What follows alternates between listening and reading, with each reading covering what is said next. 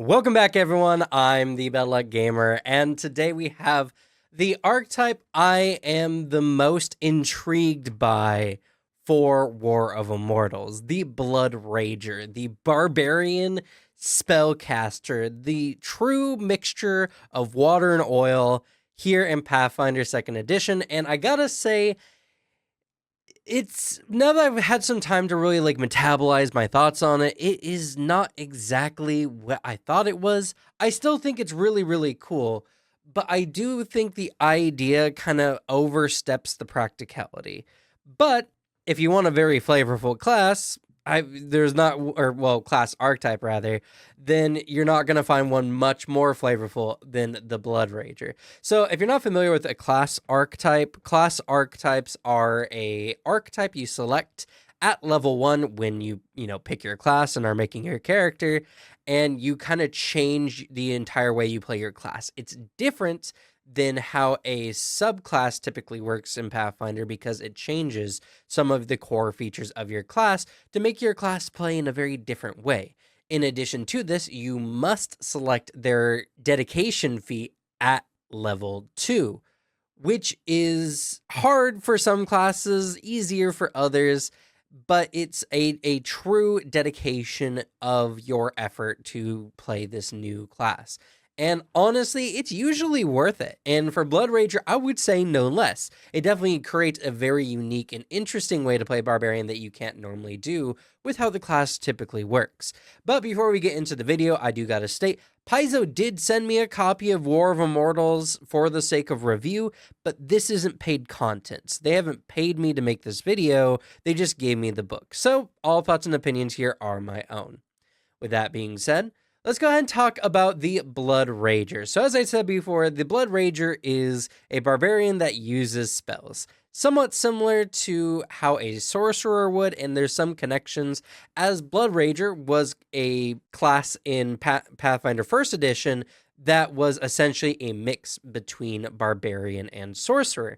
And while there's not really many sorcerer elements here, the blood part is still a part of it. So yeah, I guess that's cool. Paizo kept that part in. I don't really have a problem with it. I just think it's funny that just like, all right, you're not necessarily barbarian sorcerer, but we do like the blood aspect. So let's just twist it and make it more blood focused. So we have a very blood / magic focused barbarian. It's very interesting. So let's go ahead and take a look into the archetype. What changes when you play a Bloodrager? So first of all, rather than just being trained in athletics, you're trained in both athletics and medicine, +2 plus your intelligence modifier skill proficiencies. So, they wanted to give you at least some reason to go into battle medicine. I don't know, probably because you're going to be cutting yourself up or losing HP in some form or fashion. We'll get to that here in a moment. It's very interesting. I think it's more thematic, but I don't really see too many barbarians really dipping into the medicine part, especially considering you're already a barbarian, so you're already hyper-focused on strength, and charisma is going to be our spellcasting modifier for this particular class archetype, so we want a good amount of that. And also, HP kind of becomes one of our resources, so we want a lot of constitution. A very mad class indeed, and investing in wisdom to do some medicine stuff seems a bit excessive if you ask me. And of course, it wouldn't be a class archetype if we didn't get a new subclass, which will be the Bloodrager Instinct. So the Bloodrager Instinct is one you can only select as a Bloodrager, and is only available if you select a Bloodrager. So you have to select it, and you can only get it by taking this class archetype. Makes a lot of sense, but I figure the emphasis is important because some people might not understand that some subclass options are only available with the class archetype. So what is a Bloodrager's instinct? Like, what's it do? Well, whenever you do physical damage with this particular instinct, you actually deal persistent bleed damage equal to half of the bonus you're getting from rage. So early game, you get 1 point, but it gets eventually up to 4 persistent bleed damage at the later game because our max rage is going to be 8. That's not a lot, and actually one of the lowest, I think actually the lowest rage damage we can get, but there is a slight caveat. Because we are going to be able to use spells with the Bloodrager, we actually can, as long as it's a spell attack, add our rage damage to our spell damage, which is really cool. And a lot of casters would be jealous if it didn't cost our HP. Another part I'll get to here in a little bit. Though, we do apply it even on failures. So even if we do miss with our spell attacks, which is probably going to happen more often than we would like, it's not necessarily that bad. But even if you're going full charisma as much as you can, the class is going to be a struggle. There's just, we're balancing a lot of different stats here. And I would go with the con over the charisma personally for our secondary stat anyway. Maybe sacrifice our strength a little bit. People hate when you're not optimized, but you know, it's real rough. It is really rough playing a Bloodrager because we have to make some choices that honestly we wouldn't normally make when we're trying to play with this play style. But the fact that we do get to add our rage damage, or well, yeah, our rage damage even when we miss with a spell attack is really cool because it means we normally will at least do a little bit of something. But a lot of spells are at least 2 actions. So yeah, it's a little rough, honestly. Our specialization ability increases our damage from 2 to 4, which is, again, not super great, but we are doing spells in addition, so it might be worth it. And if we get greater weapon specialization, we'll get up to 8 rage damage. So overall, not, well, it's bad for a barbarian, but it's not bad if you consider it like separate from barbarian, right? Like, this is kind of where I kind of get hung up on this one. The Bloodrager is not efficient damage-wise, and one plays a barbarian to both be a unstoppable force on the battlefield and an immovable object. It's, you play a barbarian because you want to do the big hits, and you want to have a mountain of hit points and become really, really hard to kill.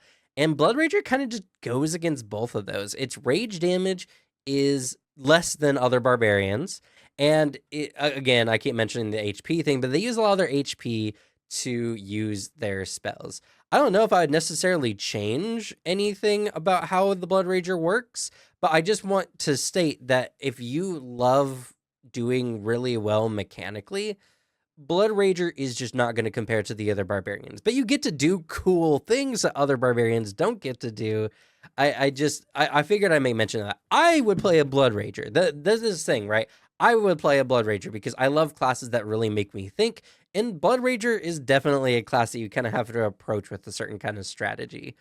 But that being said, I think Bloodrager is going to fail for many people because you're just juggling a lot of balls, and there's not you're not really gaining much in that regard other than a little bit of extra utility that your allies would probably just be providing instead. So I don't know. Bloodrager is very interesting, but the low rage damage and the fact that we can apply it to spells while being very interesting is not gonna really be that big of a factor, if you ask me. Our rating resistance, though, does add something really interesting because not only do we just get resistance to all slashing damage, Fury Instinct Barbarians crying as being only immune to weapons, which is not even a quarter, I would say, of total enemies in a book, like in the monster compendiums. But we also get resistance to persistent bleed damage. Cool, I guess. I mean, it does come up sometimes, and that is very interesting, getting our con modifier resistance to that. But it's not so common, I would think it's very interesting.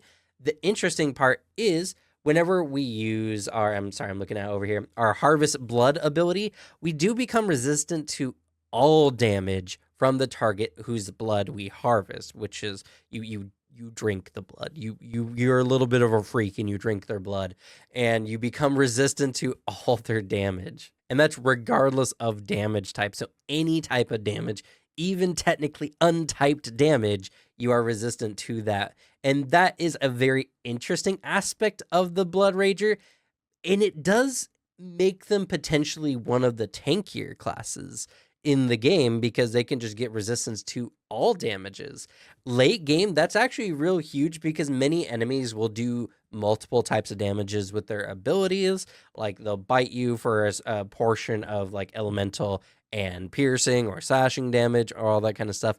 So it can be really powerful. And the fact that we can target a specific enemy with this, with Blood Harvest, which we'll talk about here in a moment, makes this really cool. So the resistance is actually very interesting and potentially the best resistance of all the barbarian instincts, which I think is really, really cool. So again, another over 10 minutes dedicated purely to just talking about the base level 1 features. Let's talk about what the dedication gives and the remaining feats. Why are we playing a Bloodrager? Because at this point, we get less rage damage. We have an interesting rage resistance that we don't even know how to use yet. And we're trained in medicine. I don't know. And we also do persistent bleed damage with our rage, which does mean technically our rage does a little bit more than other barbarians typically do at the early levels, which is interesting. But what does the Bloodrager get? So let's look at the dedication. So with the dedication, we get to choose between either casting arcane spells or divine spells. So you pick one of those two traditions, and then you get 2 cantrips that you have access to. One of those cantrips must be a spell attack. Now, because it's both divine and arcane, we actually have a very wide difference between the 2 lists. I definitely like the ignition spell, and I think ignition works really, really well with this particular build. So I would definitely recommend probably going with ignition if you're going arcane at the very least. And I kind of mentioned this before, but we become trained in said tradition of spell casting, and we use charisma as our key ability for those spells. So again, it's a little bit of a mad class.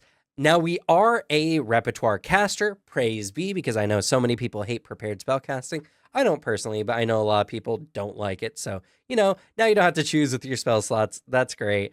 And an interesting thing about this is our spells gain the rage trait while we're raging. So we can use spells while raging. And this is a big reason why so many people are interested in Bloodrager, because we get to use spells while raging. Now, if you're unfamiliar, rage prevents you from using actions with the concentrate trait, which most spells, if not all spells, do have concentrate. So that being said, we get to be a barbarian who uses spells. And because they only gain the rage trait while we're raging, that means that even if we have a utility spell, we can still do that, and we can do it while we're raging as well, which is really good. And I'm glad that I had an initial misreading of this. I thought that your spells gained the rage trait, but they only gain the rage trait while you're raging, so you can use them outside of combat, which is really good. What isn't so good, or I guess what is the price we pay, is whenever we cast a spell, we gain the drained condition, and it will increase every time we do so. So every time we spend or use a spell, we are losing HP, losing max HP, and making our fort saves weaker. Many of the strong suits of the barbarian are based on how tanky we are, and we do have some of the extra HP to kind of give away, but you are going to want to just be very careful when using your spells, especially because drained is particularly nasty. And in fact, we get this drain condition even while we're not raging, which I think I misunderstood a moment ago.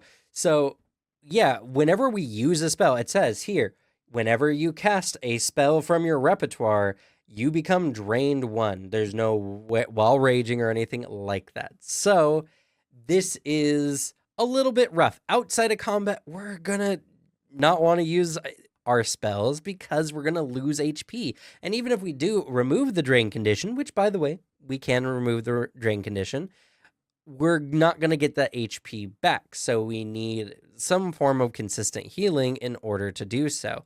This is the hard part when it comes to Bloodrager. They're very interesting, mechanically speaking. You get to have a barbarian that can use some spells, and there are actually feats we're going to be picking up here soon, which I will mention some other feats here in a moment, but because I forgot the additional feats. But this one aspect makes Bloodrager really difficult to use. You can't just use your magic. It's coming at a pretty severe cost. And so a lot of thought has to come into it, and this is, I think, going to be a big tripping point for a lot of players. We also become trained in either Arcana or Religion, depending on what spell tradition we chose, and we gain access to the Harvest Blood action. Now, Harvest Blood is an action we can take when our last action was a successful strike that does either piercing or slashing damage against a creature who is not immune to bleeding. And the effect of this is we consume the creature's blood. Ew, but it's a big part of Bloodrager. We're going to be doing a lot of drinking of blood. Let's just buckle down and get used to it, because that's what we're here for, unfortunately. Anyway, we drink the blood, and then we gain temp HP equal to our Constitution modifier. We remove one level of our drain condition, whatever it is, or just remove the drain condition. So, our HP max is no longer reduced, but we don't gain that we don't gain that HP back. Though hopefully the temp HP makes up for a little bit of it, maybe until like after level, I don't know, 10, then it's more just a wash than anything. We also get a +1 circumstance bonus to our saving throws against any spells that creature may have. Kind of cool, but most of the time irrelevant, but kind of cool, until we either drink blood again or until a minute has passed. So we have a very interesting mechanic here where the whole point of the Bloodrager is to intermix using spells and weapons in a way that Magus doesn't, and then drinking the blood of our enemies to kind of reduce that drain condition, so at the very least we're not completely screwing over our fort saves, for instance, and we're getting a little bit of temp HP somewhat regularly, and we have a special bonus against spellcasters. It's interesting, to say the least, but I think mechanically, like in practice, I feel like this is somewhat of a cumbersome class playstyle.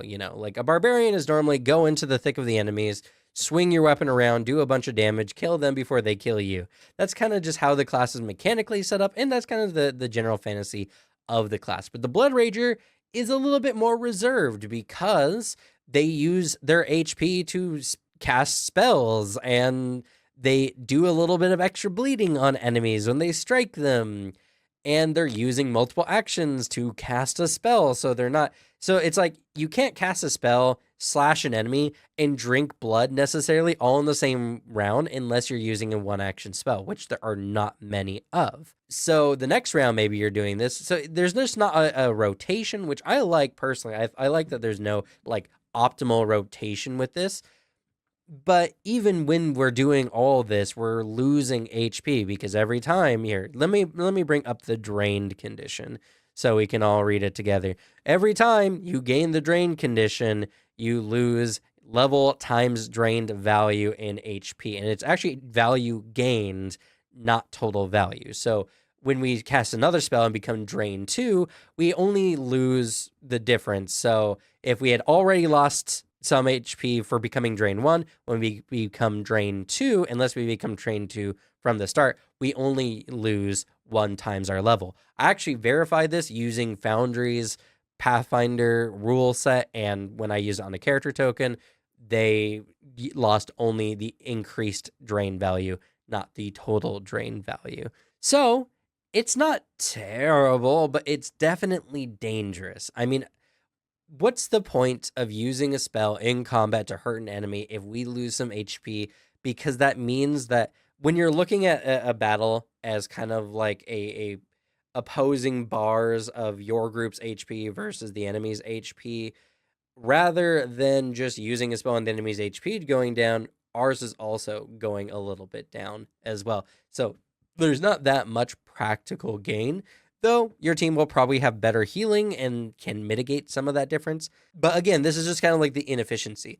It's cool as heck, but it definitely isn't mechanically or even tactically very sound, which is kind of sad. The only saving grace is when we use Harvest Blood, as I mentioned before with our Raging Resistance, we get to resist all of that enemy's damage.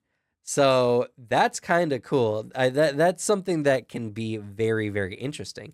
Dragons or even some types of elementals do mixed damage all the time, and that means that our damage or resistance is multiplied by the types of damages that we take in a single attack. It's really good, and again, probably the best raging resistance in the game, but that is just a part of the rest of this kind of complex puzzle. I like Bloodrager. Again, I would play Bloodrager. Bloodrager. It's, I think, a very interesting class archetype. I just think that mechanically speaking, it's very easy for players to put themselves into a very bad position by overusing the use of their spell casting, and even with the use of Blood Harvest, giving us some of that HP back in temp HP. It's not going to make that big of a difference overall. So this is a very high risk, high reward. Not even high risk, high reward. This is just a risky style of playing a barbarian. There's not much else gained from it other than the fact that it's easier now for you to hit enemy weaknesses potentially, or to have useful spells in situations that you might not have had before. For instance, flight. Flight is really important in the game if you're in a game that has a lot of flying enemy types, or any flying enemy types. And eventually that becomes a problem for your character, but we can just use the fly spell, or at least we can with some of the later feats. And actually, speaking about later feats, now that we're kind of done with the dedication here, let's look at some of the additional feats, because the additional feats are actually all from Sorcerer. Even though this is technically not a Sorcerer's Barbarian, we do get some extra Sorceress stuff mixed in. We can get Split Shot at level 4. We can get Bespell Strikes at level 8. And we can get Energy Ward at level 12. Bespell Strike is particularly really good in this list, and so these are feats that we can pick up as we're going along. But for sure, the Bloodrager is, again, it's not quite necessarily a sorcerer one, even though I know these are all pretty much sorceress feats for the most part. I find that funny, and it's an interesting homage to what Bloodrager essentially was in first edition for sure. But let's look at the other unique feats that Bloodrager gets, and maybe things get a little bit better. So we have a very interesting one at level 4. It's Blood Calls Blood, and this I think is very appropriate for Bloodrager to pick up, because it's a reaction when a spell we're casting would either be disrupted or would fail a flat check, typically from being stupefied. And what happens is we use this reaction and we just are not interrupted, but our drain condition does increase, meaning we lose again.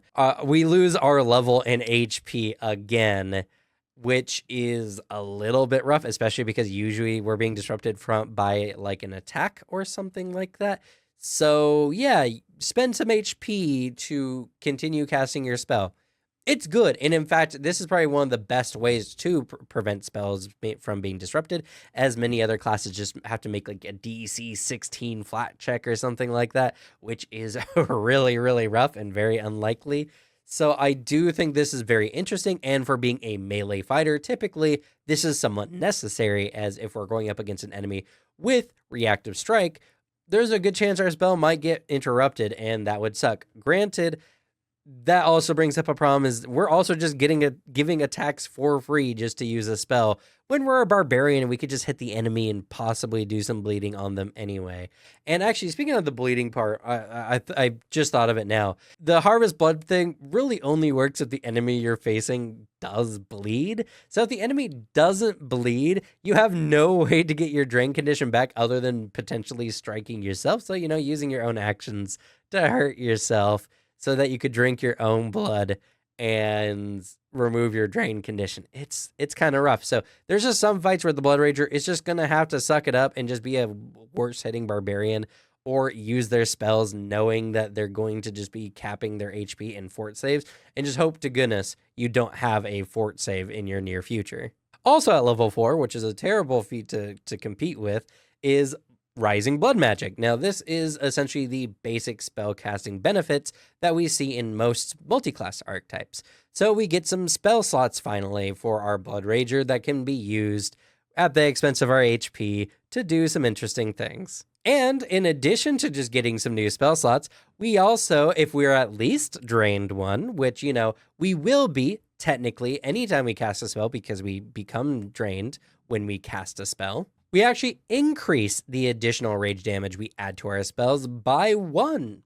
So pretty early on, we get to add a little bit of extra damage to our spellcasting. Very interesting, and it's very cool.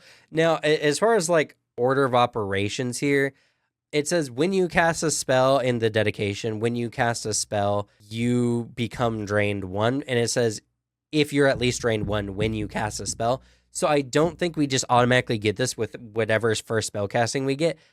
So we would have to be casting another spell essentially after being drained already in order to get this extra damage benefit. Now, this is a choice for sure, and unless the enemy has any fort save based abilities, as long as your HP is being properly managed, not necessarily a terrible choice, but potentially really scary. Because yeah, this getting drained 2 makes you on average like the same as everyone else as far as HP is concerned. So technically not bad, even though our fort saves are a little bit worse. But, you know, it is a ongoing battle, and even if we do remove those drain conditions, the HP isn't coming back. So this is interesting. Again, we get some spells, and we get to add even more rage damage than we normally do. So at this point, it would be 3 rage damage, which is pretty cool. What makes it even more cool, though, is Siphon Magic. At 6th level, as a singular action, as long as our last action was to harvest blood of a creature that can cast spells. So it has to be a creature that can cast spells, which technically means this works on ourselves. Yeah. This is such a weird feat in this list, and it's so interesting. It's very interesting. Anyway, okay, let's get to the feat. So you use the action after you've harvested blood, so another action, and you regain a spell slot. It can't be your highest level spell slot, but you can regain a spell slot by drinking a creature's blood that can cast spells, which I think a lot of the time is going to be our own or maybe one of our allies. This is really, really weird. Now, Siphon Magic also has the Rage trait, which means, depending on how Rage works, because there's this really weird thing where Rage is implied that it can only be used in encounters. You can only use it when you're fighting someone else, essentially. So you can't really use this outside of combat necessarily. And so you have to, in an encounter, be like, hold up, let me attack myself so I can regain one of my spell slots for the day. And that seems really weird. There are probably some types of encounters where that is a lot more viable. But yeah, it's very, very weird. I like it. I think it's interesting, and it can give you a lot of extra spell slots potentially at the cost of, you know, your HP and at the cost of the drain condition, which you would have removed at least a little bit of because you have to use Harvest Blood to use this particular feat. It's very fun. It's very interesting. It's very weird. And it has the fact that it's a more going to be used for self-mutilation makes this a much more interesting feat. Now, a feat I actually can talk about without having any weird caveats or anything in is Spelldrinker. Spelldrinker is very interesting because it's an action that, again, we use after harvesting blood, and we can only use it once per hour. But yeah, more drinking of blood. And we gain power from the blood of the creature that we are currently drinking from, allowing us to gain temporarily a 3rd rank spell. And a 3rd rank spell based on that creature's primary trait. If they have multiple traits that would apply, you get to choose, but you get to choose, well, you don't get to choose, but you get a spell from this list over here based on the type of blood, and it's very interesting. Now, you actually keep this spell well beyond the hour limit, though if you do use Spelldrinker again, you do replace the spell you currently have, but you get to keep this in your repertoire for 24 hours or until your next daily preparation or until you use Spelldrinker again. So we do just get to add an extra spell to our repertoire. It's very cool. The list is very interesting. Aberration gives you Vampiric Feast. I think that's perfect. I think that works very, very well. Animals or Beasts gives you Summon Animal, probably the worst summon spell in the game. I don't know why any barbarian would ever want to use this. Oh yeah, let me spend 3 actions to summon a squirrel. I don't like Summon Animal. I think it's bad. If it applied to beasts, I think it would be better, but it doesn't. It technically only works on summon animals. And there's technically, I've been told by Mark Seifter and other people, who worked on the game, that there are reasons why beasts were excluded, because there is some weird, funky things that a lot of beasts could do. But compared to some of the other summoning spells, I don't know. Anyway, I don't like the summon animal one. I think that's a waste of your actions, and it's goofy. Though I do like the notes that they have here, because there are some changes. For instance, the summoned creature appears as an otherworldly version of the creature whose blood you drank, despite probably not being the same creature. So, that's interesting, but really weird. I do like it, though. If it's a celestial creature, which will probably never happen, there's just not many celestial creatures that you really fight. It'll give you holy lights. Dragons will give you blazing bolts, though with a difference that instead of fire damage, the spell deals the same type of damage as the dragon's breath damage, whose blood you drank. Really, really cool. Too bad it only lasts for 24 hours, because that would be a very fun one to keep like permanently in my eyes. Like this would be fun if your GM let you keep like a very potent creature like a dragon's spell in this way. I think that would be really, really fun. I think I would do that in my games personally. Fae give you Wall of Thorns, not the most practical, especially for our Bloodrager. Becoming drained and using our HP to make a Wall of Thorns can be helpful, depending, but not one of my favorites on this list. Definitely not as bad as Summon Animal, though. Fiends give us Chilling Darkness, a really good spell in my opinion. Giants give us Pummeling Rubble. Humanoids give us Crisis of Faith.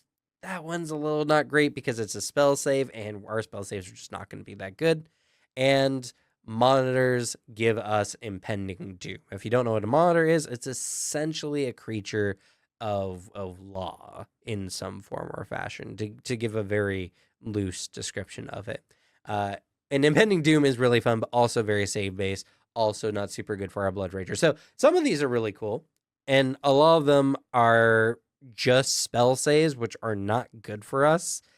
Though, I don't know. Blazing Bolt's really good, and I do like Vampiric Feast. I think it fits the narrative at the very least. An interesting thing as well is we actually get a little special out here at the bottom that says, when we get Surging Blood Magic, which is a later feat that we're going to see here in a moment, we get we up that spell to a 6th rank version, and when we get Exultant Blood Magic, we up it to an 8th rank spell. So if we get more feats in this particular class archetype, the spells do genuinely become stronger, which is really good, because it would be really bad if they stayed 3rd rank. It wouldn't even be worth the actions to use the spells. So overall, I really do like Spelldrinker. I think it's an incredibly fun feat, and I wish more feats were this cool in Pathfinder. So yeah, this one feat alone would probably make me want to play a Bloodrager more than anything. Next up is Hematocritical, which isn't a word, but we get what it means. It's blood critical. And what happens is, if our last strike was a successful critical on a creature that can bleed, we get to empower our spell use. It's a free action, so you would strike a creature, crit, and then be like, cool, okay, I want to use a spell now. We use the Hematocritical as a free action, and then our next spell is going to, if it's a spell attack, we roll twice, take the better result, being a fortune effect. Or if it's a save-based spell, the enemy rolls twice and takes the worst results, being a misfortune effect. This is actually really good, and this creates a very interesting playstyle, because what it allows us to essentially do is fight as a barbarian would, but when we crit the enemy, we get an opportunity to use one of our spells to a much better effect, giving us a very strong, essentially, bonus to our spell casting, if only temporarily, and if only situationally. Plus, this only really works if our first action in the round was a strike that critically succeeded, so this is somewhat difficult to pull off, but I do like this. This does give us some very interesting options, especially if you're not playing a very spellcastery version of a Bloodrager and only using the spells when a special situation comes up, like getting a critical. We're on to the last 2 feats, and these ones are pretty big, but before I get to them, and I know this video is running a little bit long, I do just have a lot to say about Bloodrager, because I think it's interesting, but I do think it's a somewhat complex class archetype. Anyway, rambling again. I did want to say, if you're enjoying this content, please leave a like. And in fact, if you are watching any content on War of Immortals or any other TTRPGs, leave a like on those videos as well. One of my major points of this channel is to elevate TTRPGs. I want more people to play them and be interested in them. And to get there, we have to get more coverage and more exposure for TTRPG content. So every like really does help the algorithm, and it shows that people are interested in this kind of content. And if you want to see content like this, or like my content specifically, subscribe. I tend to get the books at least a week or so early, so if you want to see the content before it releases on store shelves, I definitely recommend that sub, especially with Divine Mysteries, a book I'm very excited for, coming out just around the corner. So if you want to see that next month, or well, actually it's not even next month at this point, we're at the end of October. If you want to see that in the coming weeks, I definitely recommend that subscribe. Anyway, let's finish off Bloodrager. So at level 12, if we are at least master in either, it says occult here, that's an error, it's supposed to be arcane, so either arcane or religion, we can get Surging Blood Magic. This one was mentioned in Spelldrinker, and if we pick this feat up, our Spelldrinker spell gets up to 6th rank, which is really cool. This gives us more spells. This is essentially the expert spellcasting benefits that you normally see in multi-class archetypes. But in addition to the normal fare that we normally get, the extra damage to our raging spells increases by an additional +2 to a 3 plus our rage damage whenever we hit an enemy with a spell attack. That's really good. So that makes a lot of our spells hit a little bit harder. And sure, 3 damage doesn't necessarily scale, but that is something that does make an impact because we're doing the actions anyway. If we're already using spells, it just increases our overall efficiency. It's really good, but the next feat is even better because it's Exultant Blood Magic. Yes, it's the master spellcasting benefits that we would normally get with, spellcaster. I said the whole thing before. You do need Surging Blood Magic in order to get this one, and in addition to that, you do need to be legendary in either arcane or religion, and this gives us double our rage damage when we hit an enemy with a spell attack. Yeah, that's right. The extra damage is doubled, meaning our rage does 16 additional damage at level 18 when we hit with the spell attack. That is huge. That's a massive jump because before, with Surging, it was up to 3. Not a lot extra, on top. So it'd be rage +3, but this is rage plus rage, which at this point in the game would be 16 or an additional 8. So that's more than 5 more than what we would have got, or than what we had with Surging Blood Magic. That's really good, and it makes it really worth it. I wish we actually just got double with the first one. Actually, no joke, I think that would make Bloodrager a little bit better if it was just double from not the get-go necessarily, but from Rising Blood Magic, which we would have picked up at level 4. I feel like that would have made it better because then at the very least we're doing a significant amount more damage to enemies to make up for the health loss we're losing. Sure, it's a little bit more of a gamble, but that would be a lot more high risk, high reward. I might even do that in my own home games just to see how that would play. Maybe it would be too strong. I legitimately don't know. Some of you in the comments might be saying, that's a lot of damage. Yeah, that's the point. But you're also taking your level in damage. So that feels appropriate, no? Like at level 4, you're losing 4 HP to do 4 extra damage. That would be a net. That wouldn't even necessarily be a gain at that point in the game, That wouldn't be anything substantial. When you hit level 7 and you get your specialization, then we're looking at 8 damage to the 8 damage to the enemy to the 7 that we're losing, which would then be a little bit of a gain at 7th level. So I might try this in my home games, see how that works. But yeah, that is the Bloodrager. I had a lot to talk about when it came to the Bloodrager. Made this video a little bit longer than I was really expecting, but I do think this class is this class archetype rather, is genuinely really interesting. I admit it's not efficient, but if you're playing tabletop games for efficiency, then you don't want to play tabletop games. You want to play a board game or a war game. That's not what tabletop is about. Tabletop is a game about telling a narrative, telling a story, having combat. And, the game elements are a factor, but the story elements are just as much as a factor, which is a thing I think a lot of people forget. And I think Bloodrager offers a lot when it comes to the story elements. I think what your character can do with this is very interesting. Sure, it might make some weird characters. There's gonna be a lot of weird hemophiliac character. No, yeah, hemophiliac characters. Philiac? I feel like it's wrong, but I'm not gonna look it up now because if it's wrong, it's funnier. Weird hemophiliac characters who are obsessed with blood. That's not how you should do it, honestly. But I do think that there's a lot of really interesting characters that can come from this. And I will say, it's fun. I would play this barbarian probably over other types of instincts because I genuinely think it's really, really interesting. I hope we get to see more stuff like this in the future. Maybe not from barbarian, but from other classes that give some interesting twists on the class that make us think how we're playing rather than just giving us the go ahead to kind of do whatever.